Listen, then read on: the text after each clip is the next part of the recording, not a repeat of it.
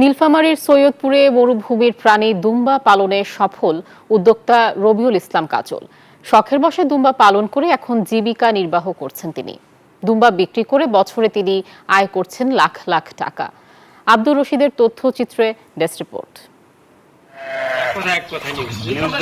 নীলফামারী জেলার সৈয়দপুর উপজেলার কাঠালীপাড়া এলাকার উদ্যোক্তা রবিউল ইসলাম শখের বশে বছর 5 আগে 2টি দুম্বা পালন শুরু করেন। শখে এখন তার জীবিকা। বান্ডেল থাকলে প্রতি সেনমানিতে টাকা বাঁচবে। বিকাশ সেনমানি বান্ডেল কিনে জিতুন প্রতি লেনদেনে। প্রবাসী ভাইয়ের পাঠানো টাকায় দুম্বার খামার করে এখন সফল উদ্যোক্তা তিনি। ঘুরে যায় ভাগ্যের টাকা। তার একটি দুম্বা বিক্রি হচ্ছে লাখ টাকায়।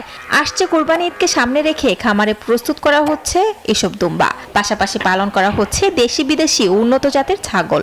আমরা 12 লাখ টাকা দিয়ে শুরু করছি দুম্বা খামার। এখন আমাদের 25-40 লাখ টাকা আল্লাহর রহমতে, অশেষ রহমতে আমাদের দুম্বা খামার উন্নত হয়েছে। বাংলাদেশের আবহাওয়ায় খাপ খাইয়ে নিয়েছে মরুর এই প্রাণী। তার সফলতা দেখে অনুপ্রাণিত হচ্ছেন স্থানীয়রাও। আমি দেখে আমাকে ভালোই লাগলো। তো ভবিষ্যতে আমারও চিন্তা ভাবনা আছে যে এরকম একটি খামার গড়ে তোলার। কাঠালীপাড়াটাকে চিনতেছে, সবাই আসতেছে ব্যাপ থেকে দুম্বা দেখতেছে, আমাদেরকে ভালো লাগে।